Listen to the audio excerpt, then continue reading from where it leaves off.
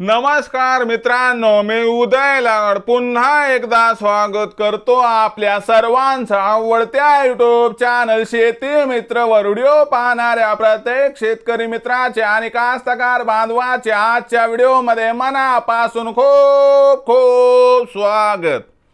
मित्रांनो, thumbnail पाहितलं, title वाचलं हो मित्रांनो, सामान्य कास्तकार बांधवांसाठी सर्वात महत्त्वाची अपडेट की आता चिंता मिटली, कारण 18 ऑगस्ट पासून संपूर्ण राज्यात पुन्हा एकदा सुरू होणार जोरदार पाऊस। ही सध्याच्या कंडिशनची सर्वात महत्त्वाची अपडेट आहे की आता 18 ऑगस्ट पासून संपूर्ण राज्यात पुन्हा एकदा सुरू होणार जोरदार पाऊस। पण 18 ऑगस्ट पासून असं काय घडणार आहे या राज्यामध्ये की ज्यामुळे 18 ऑगस्ट पासून संपूर्ण राज्यामध्ये कोसळणार आहे जोरदार पाऊस? काय हा पाऊस 18 तारखेनंतर आमच्या जिल्ह्यात, तालुक्यात, वाडी वस्तीवर, गावखेड्यात, शेत शिवारात या ठिकाणी कोसळणार? या प्रश्नाचं अचूक उत्तर जाणून घेण्यासाठी आता आपण सर्वांनी हा व्हिडिओ सुरुवातीपासून या ठिकाणी शेवटपर्यंत पाहावा। व्हिडिओ शेवटपर्यंत पाहत असताना जर हा व्हिडिओ आपल्याला मनापासून आवडला तर जरूर या व्हिडिओला या ठिकाणी लाईक करा। जास्तीत जास्त कास्तकार बांधवांपर्यंत हा व्हिडिओ पाठविण्यासाठी या व्हिडिओला या ठिकाणी जरूर शेअर करा। सबस्क्राइब करून जरूर नोटिफिकेशन बेल ला ऑल करा, यामुळे येणारा प्रत्येक व्हिडिओ हा आपणास या ठिकाणी मिळत राहतो। तर बघा मित्रांनो, सामान्य कास्तकार बांधवांसाठी सर्वात महत्त्वाची अपडेट की आता चिंता मिटली, कारण 18 ऑगस्ट पासून राज्यामध्ये पुन्हा एकदा सुरू होणार जोरदार पाऊस। पण 18 ऑगस्ट नंतर राज्यामध्ये असं काय घडणार आहे की ज्यामुळे 18 ऑगस्ट नंतर राज्यामध्ये पुन्हा एकदा सुरू होणार जोरदार पाऊस? या प्रश्नाचं आता उत्तर घेऊया। बघा मित्रांनो, सध्याच्या कंडिशनला बघितलं तर कमी दाबाचा पट्टा हा उत्तर भारताकडे सरकला आहे। बंगालच्या उपसागरातून आणि अरबी समुद्रातून जी काही मित्रांनो या ठिकाणी बाष्पयुक्त हवा आहे आणि जे काही ढगांचा ताप आहे तो उत्तर भारताकडे सरकत आहे। त्यामुळे आपल्याला मागच्या 2-3 दिवसामध्ये राज्यामध्ये पाऊस कमकुवत होताना दिसला।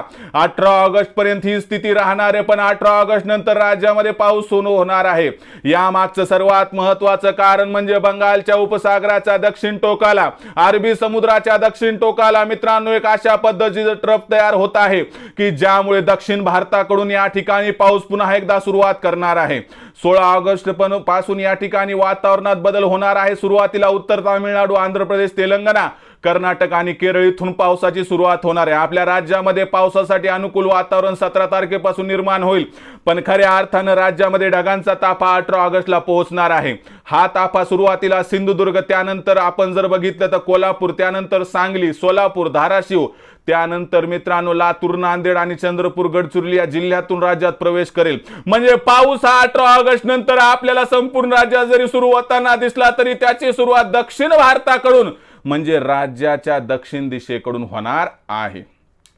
पाऊस हा आपल्याला हलक्या ते मध्यम स्वरूपाचा जो आहे तो 18 ते 22 तारखेपर्यंत दिसेल, पण खऱ्या अर्थाने मग 23 ऑगस्ट पासून मित्रांनो राज्यामध्ये बंगालच्या उपसागरातून ढगांचा ताफा मोठ्या प्रमाणात येणार आहे आणि आपल्याला 23 ऑगस्ट पासून जोरदार ते अति जोरदार पाऊस दिसणार आहे। परंतु खऱ्या अर्थाने पावसाची सुरुवात, ढगाळ वातावरणाची सुरुवात ही 18 ऑगस्ट पासून दिसणार आहे। एक एक करून हा पाऊस पुन्हा एकदा संपूर्ण राज्यामध्ये पोहोचणार आहे आणि ज्या जोरदार पावसाची प्रतीक्षा आपण करत आहोत तो पाऊस आपल्याला या ठिकाणी 18 ऑगस्ट नंतर मिळणार आहे। तोपर्यंत आपल्या शेतातील काही कामे शिल्लक राहिली असेल तर करून घ्या, तोपर्यंत पाऊस पडण्याची शक्यता अत्यंत कमी आहे। किरकोळ पाऊस जर सोडला तर इतर ठिकाणी ढगाळ वातावरण सुद्धा राहणार नाही।